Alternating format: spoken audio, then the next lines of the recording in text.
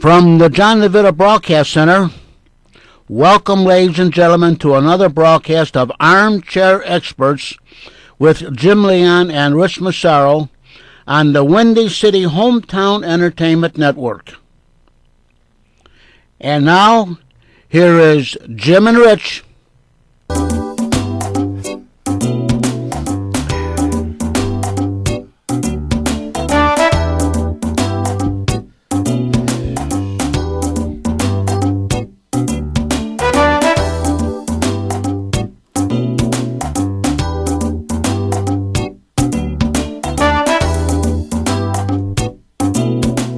Off and running on another edition of the Armchair Experts. Massaro's already been screwing around in here before we even turn the recorder on. I don't know. I don't know. You know, you got to have a few laughs in life. Come on. I know. So what should we talk about today? I don't know. Well, we still have some football stuff left, I think. What is I was paging through the paper before you got here, or while you were sitting here, and I saw the Bears just signed a defensive end. Is it? I don't know. Who'd they sign? Nobody whose name I recognize. So let's forget that subject. Oh, okay. But what? All right, we should talk. You know, we could talk about a few things. Any leftover Super Bowl thoughts? No. You know, other than the other day at Mariano's, we were having coffee and we were talking a little bit. Sports Jimmy was there and Andy Ronstadt. Yeah. And I think we should have Sports Jimmy on. He was talking about. Yeah, we should. He was talking. Sports Jimmy's nephew is Luke Durbin, who was a All-State lineman for Maine South this year. Oh, okay, and he was talking about the end up of Maine South season. They lost to Stevenson 35-zip, and how that dovetails in with the Super Bowl. Is that my comment was, you know what?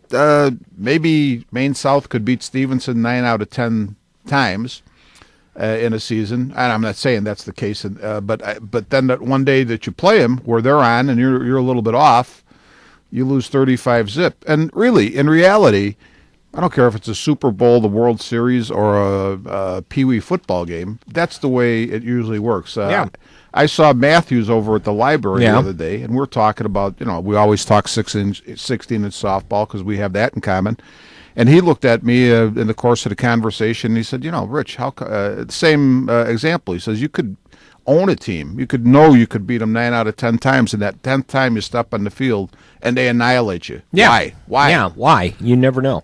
So that's what I feel about the Super Bowl. I mean, maybe another day Denver beats Seattle. That's just the way. That's life. That's just the way it goes. Yeah. I thought you didn't get a chance to see the halftime show, did you? No, he said it was excellent. Really good, really good. Bruno Mars did the halftime show, and it was a lot of fun, and it kind of led me to finding Rolling Stone had a list of what they view as the top 10 Super Bowl halftime shows, because I was beginning to bemoan why we don't see Up With People anymore on the halftime shows. I'm sorry. I am too, but we have, according to them, and I wonder how Bruno Mars will fit in. Wait a minute now. You're telling me you're going to bring in all this draft information. Well, now you're talking about the top 10 Super Bowl halftime shows, I had this, of which I've watched like zero. Well, it gives me an excuse. It gives me an excuse to use something here. Okay. Number 10, The Who from 2010. This one I have no idea. I don't even remember this. Number 9, Patti LaBelle and Tony Bennett with an Indiana Jones theme. Okay. Number 8, The Blues Brothers, ZZ Top, and will it work this time? I'll try. Who's that? James Brown? James Brown. James Brown was still alive, or they? 1997. Oh, okay. Bruce Springsteen. That was a good show. Number 7. Okay. The infamous wardrobe malfunction in 2004 with Janet Jackson, Justin Timberlake, Nelly, P. Diddy, and Kid Rock. Okay. Paul McCartney in 2005, the Rolling Stones in 2006, Prince in 2007, U2 in 2002. That was a good show. And Michael Jackson in 1993. Michael Jackson was at the Rose Bowl, and they had Michael Jackson impersonators appearing on top of the scoreboard at either end of the stadium, and then all of a sudden Michael appeared in the center. I thought the only, it could have been Michael. You never know. The only one that I remember is Janet Jackson, and that's because our church had a Super Bowl party. So we're all downstairs watching the the Super Bowl, and at halftime, because the halftime is about a half an hour, Right. They turn the TV off, and then they do church-related things, I guess. But what little did we know, the kids were upstairs, and they came down, and they were just like all abuzz, and they had seen the whole thing. So the adults didn't see any of it, and the kids, who you didn't really want to have see anything like that, saw the whole thing. Yeah, well, actually, it was kind of funny. A friend of mine always has a Super Bowl party, and they usually go to like one of those all-suite hotels, and everybody brings food, and we're all sitting around eating chili or whatever at halftime. The TV's on, and all of a sudden somebody said, "Did you see that?" Did you see? How could you miss it? That was, It was on the big screen. Yeah, but it was just so brief. Anyhow, you want to talk? We've got out of football season. Now we get into the draft time. Actually, the combine is approaching this coming week. No, over the weekend it starts. When is the draft? April? The draft is going to be May 8th. Oh, May. Okay. May 8th through the 10th, but the combine is early this year. So The combine starts Saturday. let's cut to the chase here, though. Are they making any prognostications of who the Bears might end up? Well, being in able this particular get? one, and I've seen a variety of names on people's prognostications. This particular one, Lewis Nix, defensive tackle from Notre Dame. I've seen names bandied about on there as being available, including Clinton Dix from Alabama. That's the guy you want them to draft. He'll probably be Hasheen is actually his name. okay is because his you'll be given mentioning him every show if we get him. Actually, the other one I really would love to see him get is a guy I've seen at Michigan State, Darqueze Dennard. Really What good position does he cornerback. play? A cornerback. Really good cornerback. When Michigan State was having a hard time with their offense earlier in the year, there was a stretch there where Darqueze Dennard had more touchdowns than the offense. I'll tell you, here's where Jim's expertise really comes in, because he's naming all these guys, and I have no clue who. Like Darqueze Dennard. First thing I want to know is what was his mother on when she named him. That's the first thing I'd like to know. Sorry about that, Jim. Once again, I give you answers. You give me nothing but problems. I go through this every time we do a game. Every time we do this, Jim does this research. He's trying to be serious about it. I get this from him. How about Jadeveon Clowney, just for a name? That one breaks me up.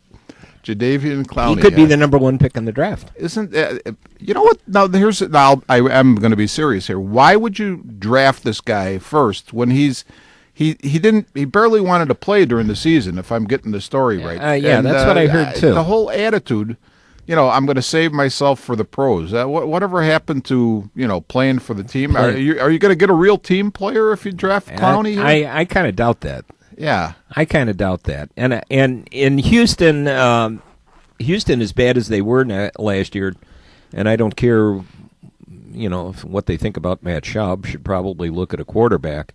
And as I look at the list here, the first quarterback on the list is Johnny Manziel, who I really think is just too small.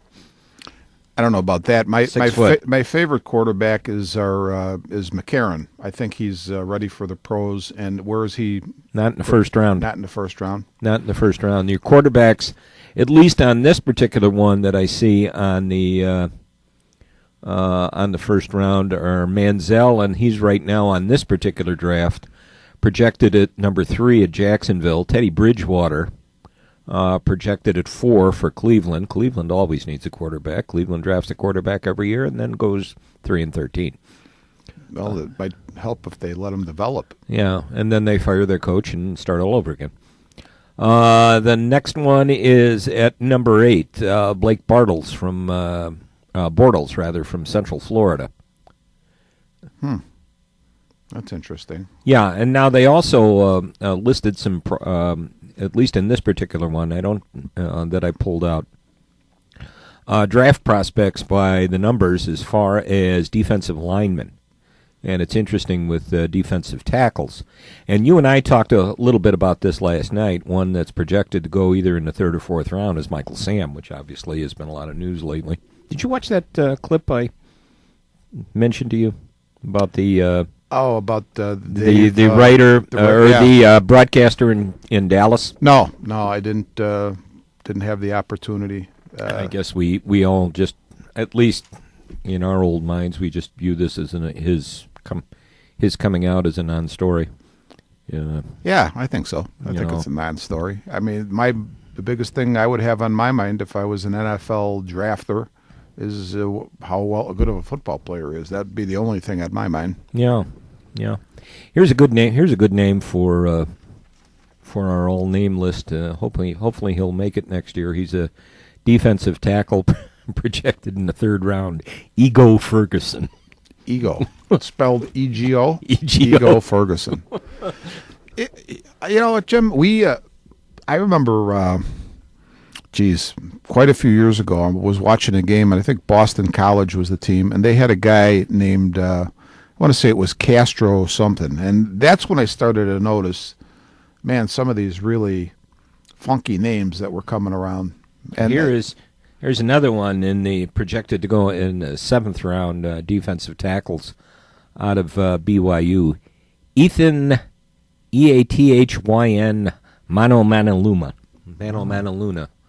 Wonder if he was relation to the ex-Bear, Brandon Mano Useless. Yeah, I think he's out of the league now, isn't he? I think so. So what do you think about the draft, Jim? Let's do this instead of naming the names. What do we think the Bears are going to go after? They're going to go after a lot of defense. Mm-hmm. I really think they're going to go after a lot of defense because that's the biggest need now. You tried to milk one more year out of the defense in this on this team, and they all got old and they all got hurt. Actually, I think it was a decent strategy, and had a couple less injuries, we probably would have ended up in the playoffs. But as you say, the guys were older and tended to have injuries, and that blew the strategy. And I think it's going to be a case of exactly what sort of scheme they're going to play. And I'm expecting to see them kind of go to the hybrid 4-3-3-4. Show different looks at a time because I think Phil Emery's still thinking Shane McClellan is worth something. Well, you know what? I think that's probably the way to go, regardless, because you just the more looks you can show, the better it is. Yeah. Baseball. Hey, spring training. Jim jumped right to baseball. Yeah, and he's looking at the clock like, where are we going with this whole show? Or do you want to talk? Or do you want to talk Olympics first? No, do you want to talk Olympics first? Not really. Okay, good. You missed. We're gonna have to get John in here to talk. Olympics, because I've seen. You know how many minutes of the Olympics I've seen? No. Okay, that big goose egg. John did. John got two. Well, so much. He's got two more minutes than I do. So much for me asking you. Did you get up and watch the hockey game over the weekend? No. Missed a good one. That Saturday game with the Russians. No, I didn't. I didn't watch it, but I heard on the radio that the U.S. won. Yeah, so, in a shootout. I think in a shootout. Yeah, I think Patrick Kane is the one that. Patrick Kane hit Pavelski with an absolute laser pass, and Joe Pavelski put it past the goaltender to tie it up. Mm-hmm. Beautiful pass. Yeah. Patrick Kane is an excellent player. Oh, he has matured so much, and yes, and that was really good. The next game when they played, who was it? Slovenia. Slovenia was just really a walkover. I was wondering about Patrick Kane. Remember a few years ago, gentlemen, where Patrick Kane was arrested, I think, for a DUI out in New York or somewhere. I don't think he was arrested for a DUI, John. I think he got some flack for he was in a limo with a bunch of his buddies, and they were taking pictures when they were drunk and stupid. Yeah. Actually, I am really super glad that you brought that up, because I've been really thinking about that for whatever reason the last couple of days. And I thought to myself, because you're Patrick Kane, here's a young guy with money. He's out having a good time with his buddies, and he's actually doing it sort of the right way. He's not driving. They rented a limo, and the only thing that you could knock him for is they took pictures of them horsing around, which is really surprising for a bunch of 22-year-old guys with money and having a few drinks. But we didn't have money. We just horsed around. Just horsed around.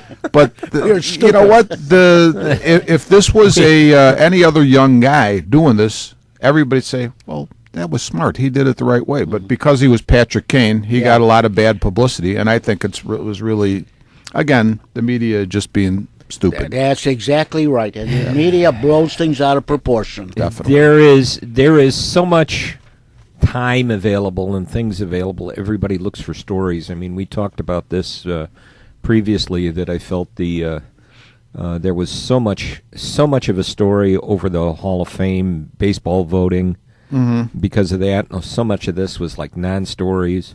To me, I think they were non-stories. I mean, one guy was stupid. He gave his vote away. He sold his vote. Yeah, and he's paid for it now because he can no longer vote in the his vote has been lifted from him in the Baseball Writers Association, and he's been suspended for a year. And his reputation, anyhow, was he was kind of an idiot already.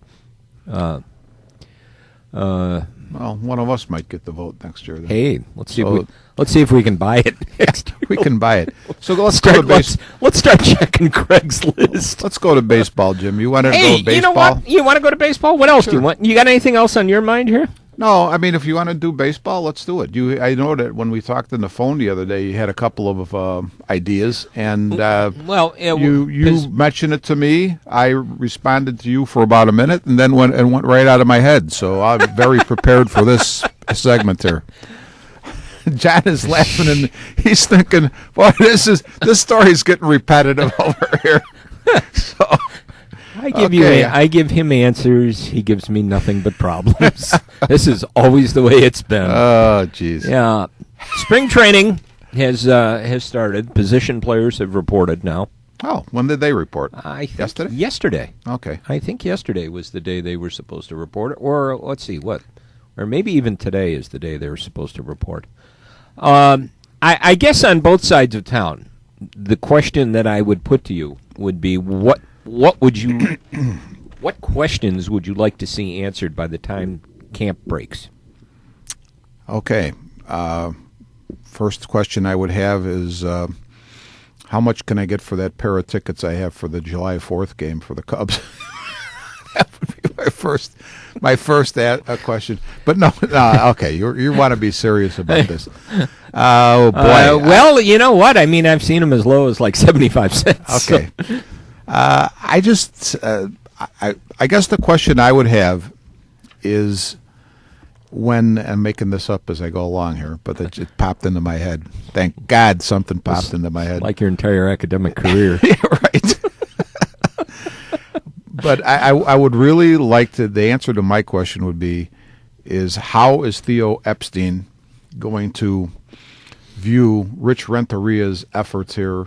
About midway through his opening season as the Cubs manager, as opposed to, him being really critical of the way Swaim especially handled guys like Castro and Rizzo. And that'd be, I don't think I'm going to get the answer to that question because I don't think that's going to be available to the public.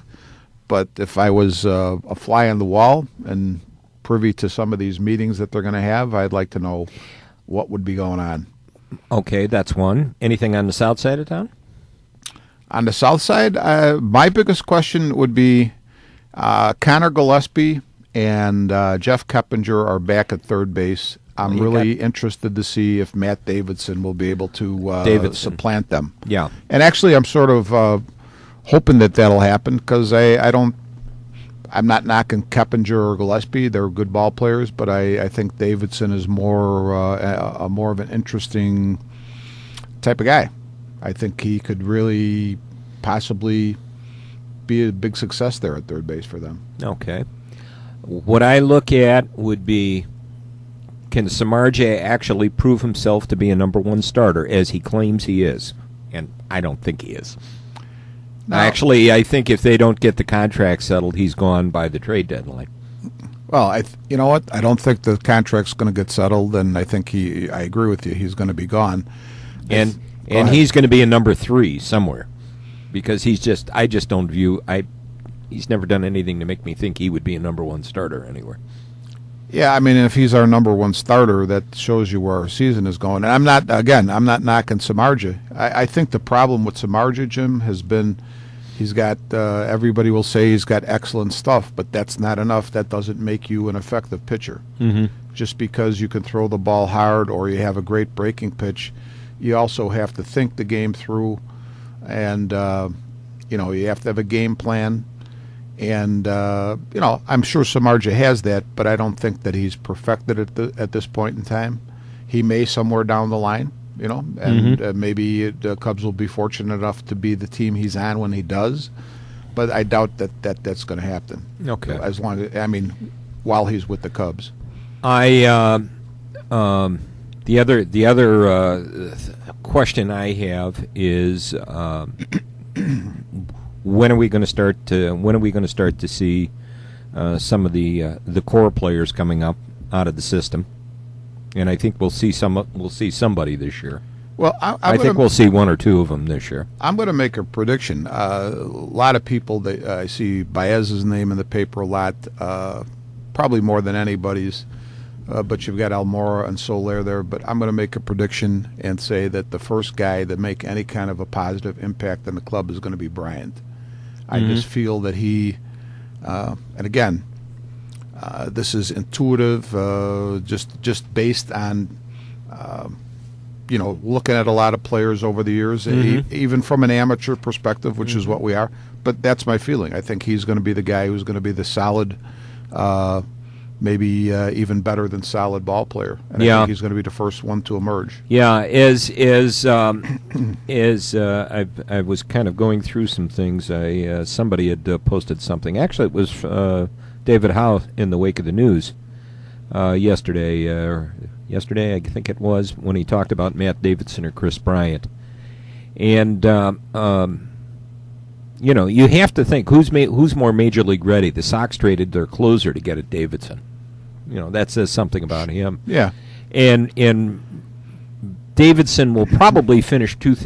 I would say Davidson will have more major league at bats in 2014 than Bryant will. But a lot of people say Bryant's eventual position is going to be one of the corner outfield.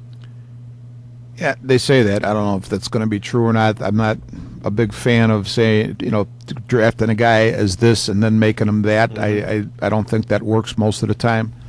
I'm hoping that they'll change their minds and keep him as a third baseman, because to me he looks like a third baseman. He looks like somebody who, he could probably be adequate as a left fielder, or as you say, maybe even a right fielder. But I think his position's third base. I'd like to see him stay there. Yeah. Which kind of pushes Mike Olt out of the picture. Well, why can't Mike Olt be a corner outfielder if that's the way it's supposed to be? Maybe it's because Bryant has better range. Yeah, I don't know. Than Olt. We still haven't seen him, and all we know is Olt had just a terrible year in the minor leagues last year. I guess one of the other questions that I would want to see on the North for the Cubs is Junior Lake a legitimate major league player? When we say a legitimate major league player, 254 at bats last year. I don't think, as they say, the sample size is big enough yet. But when we say a legitimate major league player, are we talking about? I was looking. A day-to-day player. I was looking at some guys, Jim, some of their careers on the internet, and Dick Schofield was one guy I looked at. I'm trying to think. There was another Ducky Schofield. Ducky Wucky Schofield? But there's guys, now when you say a legitimate major league player, there are numerous guys who had careers probably 10 years or better.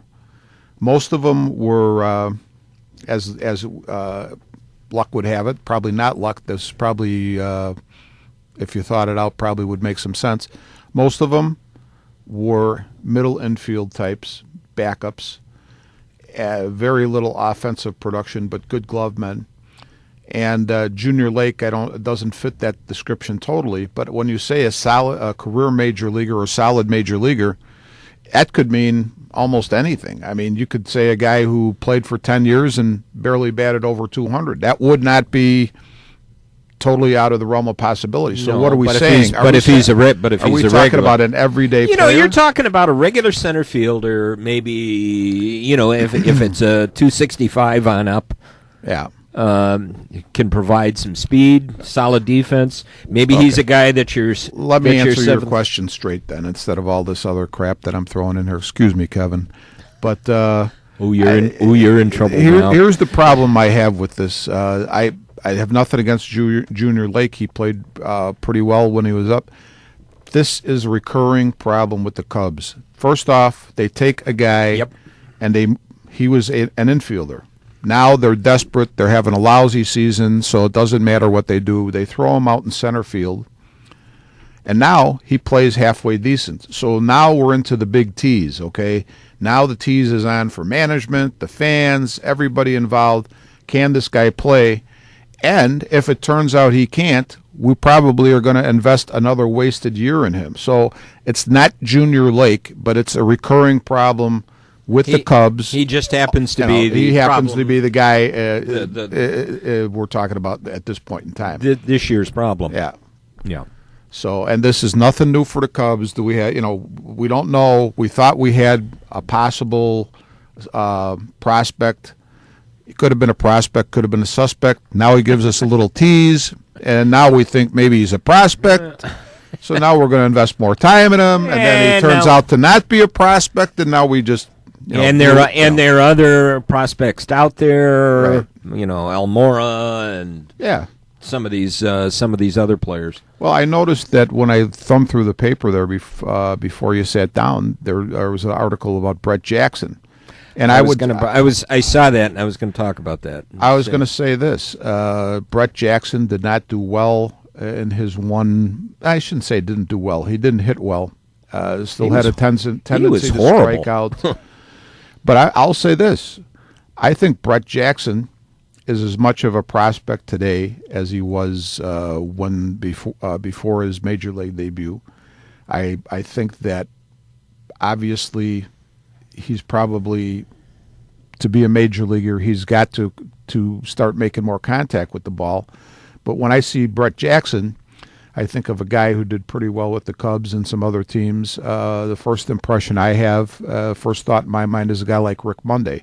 Now, I'm not going to say this guy is going to be as good as Rick Monday. He may never make it at all. But my feeling is he has the potential to be that. And if you're going to use time looking at Junior Lake, let's use some time looking at a guy like Jackson, because I think he's got some very good potential still. Okay, I think so too. But he was just awful when he He came was, up but here. he conducted himself well in the field. I think that's something. And again, I think there's some big potential there if he can straighten that hole that he's got in his swing out. Obviously, everyone is looking this year to see, since he has been, since all we've heard is the name Javier Baez over the last couple of years, looking for him to finally get an opportunity at the major league level. Now, the big issue would be, what is his position going to be? Is he going to play second base? Is he going to play shortstop? And I think that's going to depend on what Castro actually does, Starlin Castro actually does this year. If he starts going back into his bad habits, Well, defensively and offensively even. Well, here's the thing: Starlin Castro. If I was, and I haven't seen Baez, but if Baez is let's just say the organization feels Baez is the better fielder, well, then you got to play him at short, and you got to move Castro to third because you have a solid second baseman in Barney. So But Barney can't hit. Well, I think he can hit. They didn't hit well last year, but I think he's a competitive major league hitter. I'm not talking about anything great, but for a second baseman, I think Barney is probably a 260 to 270 hitter, and that's acceptable for a second baseman. That's perfect for that position. He never seemed to bounce back from. I think he was injured early on last year, and he never totally bounced back from that. But Here, let me explain myself. I don't think Starlin Castro should be in the top 5 in in the batting order as a hitter. That doesn't mean that I don't think Starlin Castro can't contribute offensively, but I think the problem we have is a guy who should legitimately probably be about a sixth-placed hitter. Not to say he is that a good. I mean, he got over 200 hits, I think, a couple years, at least 1 year anyway. He swings the bat, but they started to mess with his head. That's the big problem, and tried to make him more selective. That's not his style. It's not going to happen. So put him in a spot in the order where you don't have to be as selective. Okay, like 6, 7, and not 8, not as far down as 8, but 6 would be ideal. But here's the other problem. Now the bozos laid a bunch of money on him. So what, are you going to pay a sixth-placed hitter that you move from shortstop to third base because he wasn't that good of a glove? Now you're going to admit that because now what you did by doing that is admitted that you probably overpaid this guy way big time, which you did. Yeah. And they're not going to admit that. So there's another monkey wrench in the works, as far as I can see, unless they can drop their egos and do what's right. All right, let's take a break. We'll be back.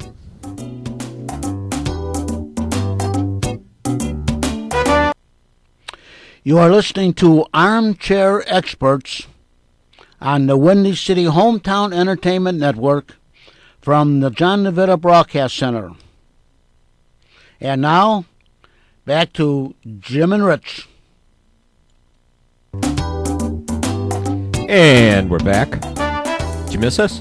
I did. I I was on a rant, so I'm ready to go. All right, continue on. I know you were complaining about the bozos giving him all the money, which Well, it's unjustified. kind of surprising. I think both Castro and Rizzo were viewed as the centerpieces, and they thought at that point in time they needed to build around something. Well, just think. Now we'll see if this is the year these two can actually prove themselves. Think of Starlin Castro as Andre Rogers, and think of Anthony. I'd rather not. Think please. of Anthony Rizzo as Dale Long, and think I was now. really and thinking. nothing I was really thinking of him as John Bacabella. Actually, Okay. Yeah. Nothing against those two guys. They were good ball players with pretty long major league careers, but you wouldn't have laid all that money on them. No, would you have laid all that money on Peter Lecoq? No, not at all. But they've. Somebody told a story. And it just happened to be on the.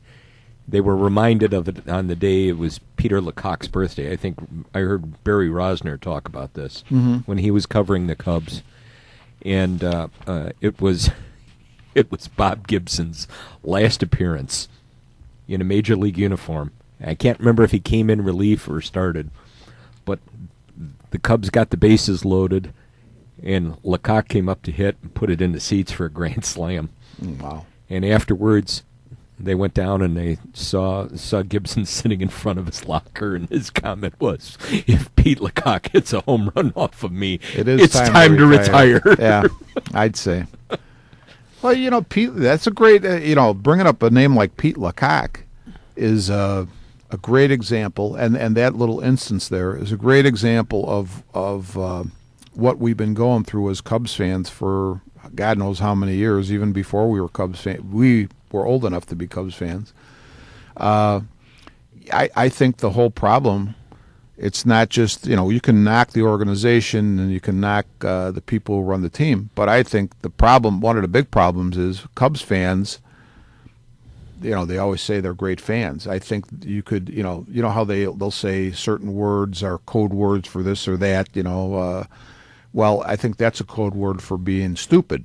Because, hey, they're great fans. Well, they're stupid because you take, how many you could go, if you really wanted to go back and think about it, how many guys gave us a brief glimpse of, maybe did something at a great day. I think there was a day when George Mitterwald hit 3 home runs for Tuffy Rhodes opening day. Tuffy Rhodes had a great opening day. Don Cardwell came in and pitched a no-hitter his first game with the Cubs.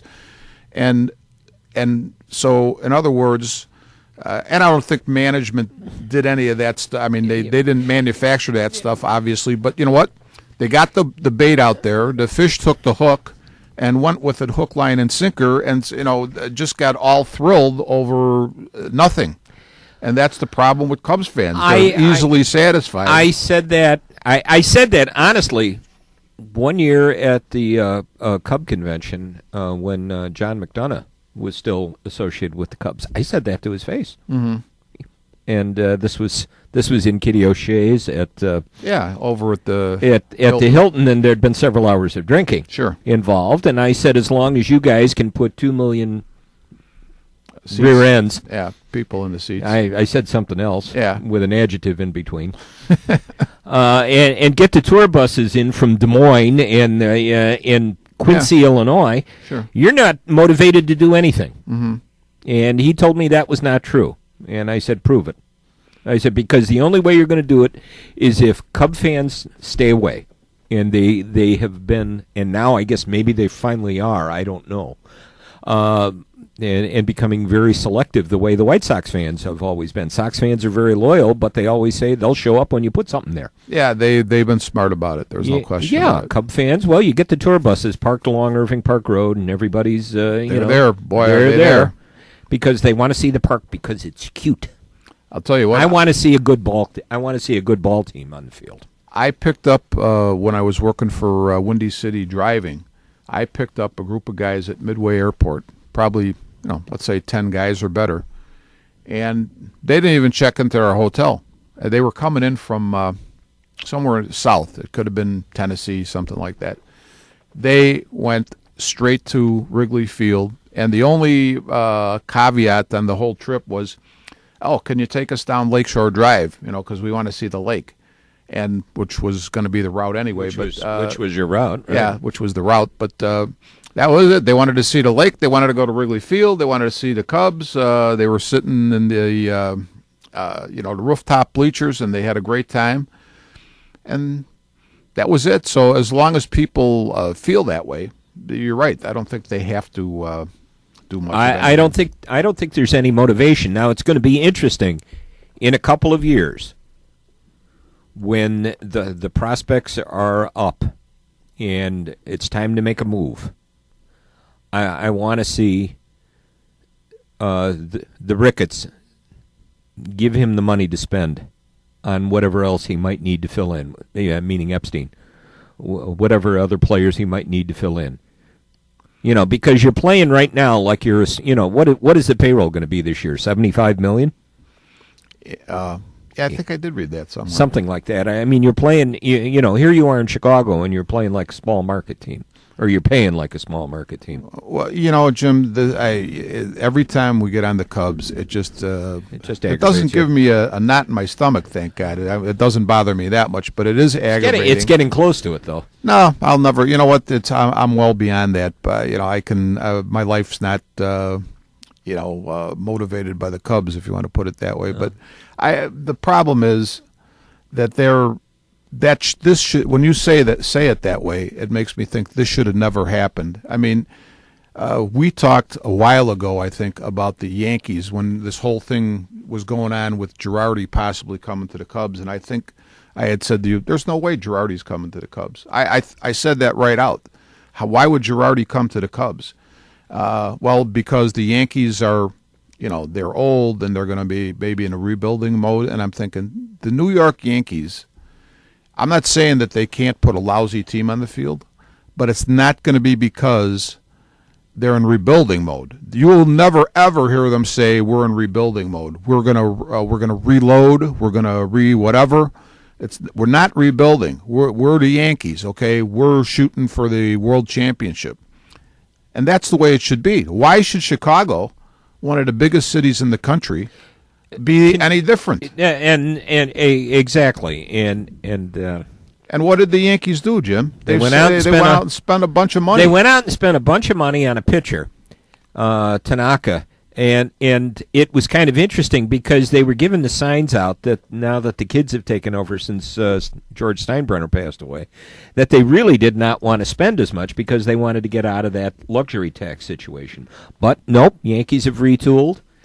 They've retooled big time. And retooled big time, and we'll see what happens. Yeah, you know the interesting thing, and I know that we're talking to Chicago people, but one of the things that's been going through my mind and thinking about the Yankees. Think about this now, Jim. If you're Joe Girardi, there are a couple different things I want to lay on you. In left field, you have probably a combo of Soriano and Suzuki. Right. In center field, now you have Ellsbury. Right field will be Beltran. Man. Third base is sort of, I don't think they've really, that's sort of open. That's open. Jeter would be short. Final season. Brian Roberts will be probably second. Teixeira at first. McCann catching, and then the DH is probably going to be a combination of either Soriano and Suzuki again. Mm-hmm. There's two things. I'm saying that if it's a strict platoon, of course, Suzuki's going to get more playing time than Soriano, which I don't think is a good thing because seeing Soriano play over the years, I think he's got to play every day. He's got to play often. Now, is there any possibility to get his bat in the lineup every day that Soriano could become a third baseman? That's why not? Why not? Ooh, that would be scary. Why would that be so scary? I mean, he was a second baseman. Well, he was a second baseman. Okay. And then moved to the outfield. And second base is a lot trickier position than third. But here's my point, and forget the Soriano question, but let's just say Ichiro gets the most of the playing time. Mm-hmm. Actually, I'm wrong about that. Brett Gardner would be the left fielder. And Suzuki and Soriano will be the DHs, let's say. So here's the problem for Girardi, because think about this. You've got Suzuki, you've got Ellsbury, you've got Jeter, you got Roberts, and those are the guys I'm thinking of. Now, how do you make a lineup? Okay, Jeter's been your leadoff man. He's not going to be the leadoff man. That's going to be Ellsbury. Now, where do you put Jeter in a lineup? You either put him second, 2, or fifth. Yeah, I was going to say put him 2. Okay, now the problem that I see is Suzuki, Gardner, and Roberts, and one other guy, who am I thinking of, and Ellsbury are all similar types of hitters in my mind. Well, Ellsbury is definitely the number one guy, and I'd say Gardner's definitely going to be the ninth guy. So where in the lineup now, based on the fact that either Jeter's going to have to probably bat second or fifth, if you put Jeter second, where do you put Ichiro, and where do you put who's the other guy I'm thinking? Who did I just name, Jim? Gardner? Gardner would be, and Roberts. Roberts, right. Okay, here's the thing. Ichiro, good bat handler. You might want him second, which drops Jeter to fifth. But now where do you stick Roberts? Because Roberts is sort of another guy who handles the bat well. You already have the ninth spot filled, so do you put him eighth? Where do you stick him in the lineup? Do you put him right after Jeter, sixth? I would think then, if you're talking that situation, you're going to look at him at 6. Yeah. Put him in the 6 hole. But it's going to be an interesting thing for Girardi to figure out. I'm sure he'll figure it out. And those are problems you probably want to have because I think those are problems from dealing with stronger hitters. Nice problems to have. Yeah. Couple other questions that I'd like to see answered. Certainly on the south side. Abreu, is he all he is touted as being? Who the heck is going to know? We'll find out. We'll find out. We'll find out. We'll see. As you are, I'm interested in seeing Matt Davidson at third base. Right. And I want to see if Eric Johnson can hang on. Because as a starter. Because he looked good in the time he had last year. You know, what I would say about going back to the first guy you named, Abreu, the problem you would have with an Abreu versus, say, a Tanaka or a Davidson, Tanaka being with the Yankees, but Tanaka actually has gone through a full season in Japan, whatever that is, if it's 120 games or it's similar to our season, 150, 160, I think whatever it's in the is. 140 range. Okay. So he's gone through a full season. Davidson's gone through full seasons as a minor leaguer and finishing up in the majors last year. Mm-hmm. My question about a guy like Abreu is this: the amount of playing he's actually done against what you would remotely consider quality opposition. Yeah, because one of the things that I saw here, I mean, one of the questions would be how how good can he be? You talk about the numbers in Cuba's top league, and you have no idea what the quality of it is, the quality of the competition. 30 homers in 89 games in 2009 and 10, then 33 homers in 66 games. And he tied Yoenis Cespedes for the league lead. 2011 and 12 was 35 home runs in 87 games. His best single-season slash line, a .453 average, .597 slugging percentage, and a .966 OPS. That's amazing, but the quality of the play, to me, I don't think is anything compared to what he's going to see here. Yeah, a while back when we were talking about Baez, and you brought Baez's numbers up, and they were pretty impressive. The thing, the reason I'm talking about Baez now is, okay, his numbers came probably over anywhere between 120 and 100, probably 140, 50 games. The numbers that you just gave for Abreu, 80 games, 60 games, I go back to something we talked about on the phone a little bit yesterday, this idea of that comes from, and I'm not going to get super into this because we don't have time to talk about this, but Malcolm Gladwell's book Outliers and then Matthew Syed's book Bounce both talk about the 10,000-hour rule. And the simple point I would make about Abreu is where, say, a guy like a Baez or a Davidson or a Tanaka, you could probably make a case for them having a lot of experience. It may not be against major league quality opposition, but they're getting the hours of practice time in against quality opposition. Where what you just said about Abreu, his numbers are impressive, but you're talking 60 games one season, 80 games another season. You're not quite sure exactly what the quality, overall quality of play is in Cuba. So the question in my mind is not, does he have ability? I'm sure he's got ability. Otherwise, they wouldn't have taken the flyer on him. But does he have enough time under his belt? Does he have, you could say Baez, a younger guy, may have actually played more against better opposition than Abreu. That's actually what I'm thinking. Mm-hmm. We have no idea what the quality is, and I guess it's just going to be a case of see how he develops against major league pitching, and I think, I hope we're not going to wind up seeing, as much as I love to see Paul Konerko play, I don't think we're going to see him as an everyday player, and if he does, that means Abreu has fallen on his face. You know what? I don't think that's out of the realm of possibility. I think they're not saying it. I think it's a little bit of a couple things with Paul. They're doing the right thing by him, letting him stay an extra year and going out on positive terms. Mm-hmm. But you know what? He's also an insurance policy in case the experiment doesn't work. Yeah, exactly.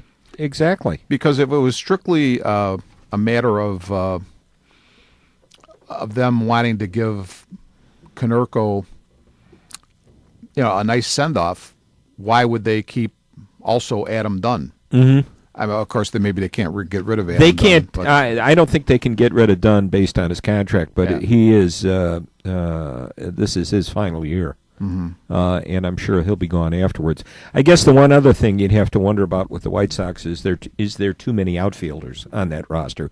Who's going to sit? And it looks like maybe Viciedo could be the odd man out there, and you'll have Diaza, Adam Eaton, and Ivy Garcia. Well, if what you're saying is true, and I don't know that I agree with what you're saying, that Viciedo is the odd man out, but if he is, my question then would be, why are you having a guy who's still a pretty young guy being that odd man out? Yeah. And you put it this way, you can get a fourth outfielder, and you could probably get something worth something for Viciedo. So why? My feeling is that it's actually going to be who was the center fielder last year again? What's his name? Diaza. Diaza. Actually, I think Diaza will probably sit more and be used as a fill-in because he can probably play all three outfield positions. So he's a little more versatile. And as you said, with either one of those pieces, Diaz or Viciedo, you have a trading commodity, or as I'm hearing the term used now as they talk about major leagues, you have currency. You have currency, yes.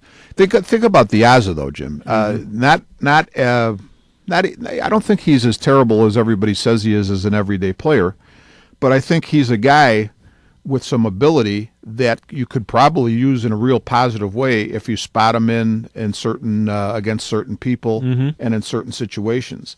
I think he's the type of guy who, if he plays 140, 150 games, he could blow up in your face. And his base running was a question last year, and he did some questionable things, I think, outfield wise. But if you spot him in certain situations, he may be a real strong piece of your team. Yeah. I had a thought, and it just escaped. Uh-oh. Bad. Don't do that to me, Jim. I know. Well, I play off you. Are we almost done? We got 11 minutes. We got 11 minutes. I could just get up and walk away, and you can figure it out the rest here. No, that's no problem. I know you could do. We can. No, that's it. That's easy. It was interesting too, and I was looking at this. I printed this off a couple of weeks ago, and I'd be curious to see how it's been updated. Baseball Prospectus's early projections on Major League records. And the White Sox, as they had updated it through January 16th, and pitchers through February 3rd were projected out to be 75 and 87. And the Cubs, with the hitters projected through February 2nd, and the pitchers through the 16th of January, projected out at 71 and 91. Well, the Sox never really shored up their catching situation. No, and that's another question that would need to be answered. You're going to have Fegley, you're going to have Flowers. Both of them were nothing to write home about. Yeah, the guys whose names came up as far as now, I think they did get a guy in the Rule. They got a guy in the Rule 5 draft, and I can't think of his name. I think he's got a major league name. I think his father or somebody played major league ball. Yeah. And then they were talking about the guy from, was it the Nationals or was it one of the Florida teams? That's pretty much of a defensive guy. So my feeling was that even though neither Fegley or Flowers did much offensively, I don't think that was the major problem. I think the major problem was defensively or calling the game, that combination, and that's why they were looking at defensive types of guys to possibly fill that position, because neither of the two guys, the one guy that was rumored to be coming and the guy they got in the Rule 5 draft, neither of them are really offensive types of players. They are more defensive guys. So I think that's what the Sox were looking at more in terms of where they felt they had a letdown catching-wise. Yeah. But I think basically the Sox, I think the Sox may surprise some people and do better than that, because I think their pitching up and down is pretty strong. I think whoever is making the decisions as far as the pitchers go, you got Don Cooper still as a pitching coach, who's probably one of the best in the business. The decisions that have been made this season make this a very, very interesting team to start to speculate about, because Rick Hahn is going about it the right way. I think so. He's trying to develop. He's trying to put some pieces in place. He's also trying to develop some prospects in the minor leagues that they can have that flow up, as opposed to Kenny Williams getting a prospect, trading him away for some big donkey, and having it go nowhere. Yeah, essentially stripping down the minor leagues for the hopes of a win, and maybe that worked in 2005, but it hasn't really worked too well since. Well, Jim, I don't know. Again, we don't see these players, but you know what? I go by, I don't know. You know what? I just go by feel. What I feel when I try to read in between the lines. Yeah. And you know what? When I hear about a guy like Eaton that's going to play center for the Sox, and Davidson, who they traded for, although I would say this.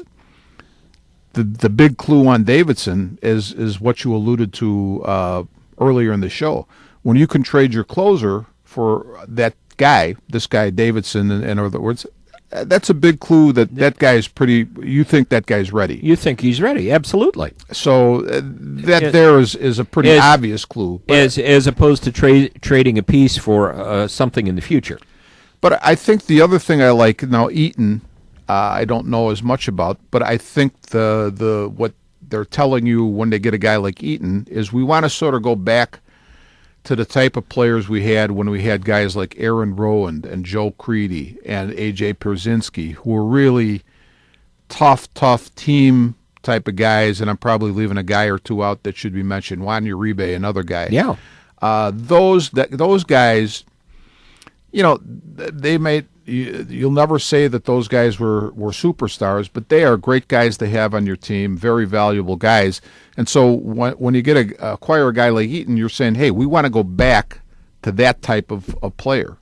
And so that's why I say maybe it's not as much intuition as, as you say, sort of having some confidence in what Hahn in this particular instance is doing. And Kenny Williams did a great job of assembling that prior team. Mm-hmm. And then, as you say, maybe Kenny was a guy who didn't want to sit around. No, he didn't want to wait. If he had the opportunity, he'd go for it. And sometimes I always give him credit. Sometimes it does. Yeah. Sometimes it doesn't work. Definitely. Yeah.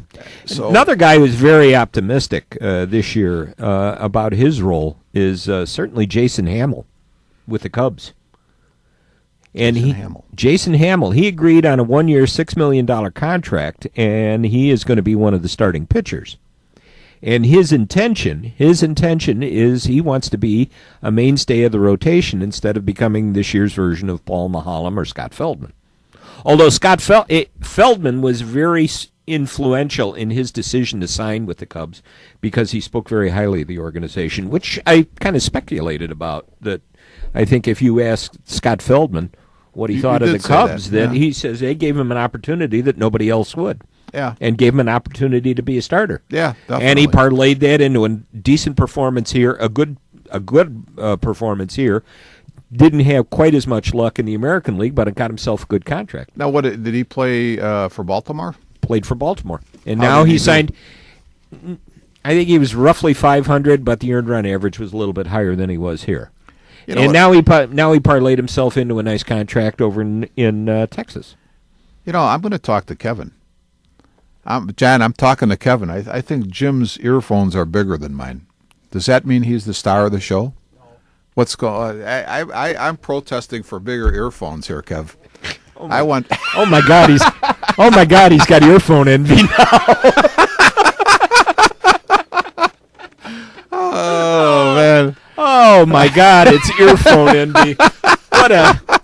There's some psychological problem that we need to talk about here with you, Massaro. I'm really worried about you now. Really. I'm getting more and more worried about you. Holy mackerel. What else am I going to be envying next? I don't know. Not that thing. Let's not get into that. I don't want to get into that. Okay. We got a couple of minutes left. You mentioned yesterday you had seen an article about Dale Svein. Yeah. And actually, why don't you talk about it? Because Paul Sullivan in the Tribune wrote a very similar article yesterday. Yeah, well, Swaim felt like the rug was pulled out from under him. I don't know if those were his words; those are mine. And Theo Epstein's take on the whole thing was that they had a midseason meeting, sort of gave him a clue what was going to possibly going to happen. Swaim didn't see it that way. He thought it was just a constructive conversation about what was happening for the rest of the season. And then when they pulled the trigger on his firing, he was sort of taken aback by it. And that was his take on the whole thing. He holds no grudges. No, but as we talked about on the phone, these coaches and head coaches and managers and whatnot they're on the merry-go-round. Sure. He was hired the same day by the guy he worked with in Milwaukee, Ned Yost. That's just the way it works. And he's going to be the third base coach in Kansas City. And it's not out of the realm of possibility that he and Epstein would end up with the same organization somewhere down the line again. And so, very, very possible. He no complaints. He doesn't hold a grudge. Well, he and Epstein going to have dinner during spring training. Well, They keep in touch. let's put it this way: if he's going to cry about it, nobody's going to hire him. Nobody will hire him. So He'll just you be know, viewed as a crybaby You all the keep way your through. mouth shut, and you wait for your next opportunity. Hopefully, All right. it'll come. All right. As I said, the predictions, at least early on in baseball prospectus, and 75 victories for the White Sox, over or under. I think they'll do better than that. Okay, 71 victories for the Cubs, over or under. I think that is probably a rosy projection for the Cubs. I think they'll do worse. I think they will too. Because I think I've heard the over-under in Vegas right now on Cub victories is 64. Yeah, well, I'll go with Vegas. I'd say I would say that would be a reasonable number as we look into it. All right, well, let's see. Got a minute left. Anything else on your mind? Well, I want to go back to let's go back to the Cubs and say last year, even if we're talking about 64, 65 victories, I did agree with you totally that the Cubs were a compelling team to watch. I give Swaim a lot of credit for that. Let's see if Rich Renteria can step up to the plate and give us at least a compelling team to watch with this year's version. I think, although as a Cub fan, I think the team that will be more interesting to look at this year is going to be the White Sox. I think so too. I they're think more there's ready. they're more ready. I think they might be closer, and I think they might be fun to watch just to see what can happen. And I guess Ventura's happy; they've extended him, and we'll see what happens with this. Yeah. I don't know what. Well, let's see. I'm sorry we didn't get into this. I'm looking at this article on the back here. Eddie Olczyk wants to get back into hockey coaching, so we'll have to see how that develops over the time. I'd hate to see that. I love Eddie. He's probably the top color man in the business, game. including In the game. all the sports, I would say. Yeah, he really does. That's going to wrap it up for us. Another edition of whatever we are, Armchair Experts. I keep forgetting. I keep thinking what Cox called us, Terry Cox called us, and I can't repeat that. That's on the right. air. Thanks for listening, and we will catch you next time. Thank you.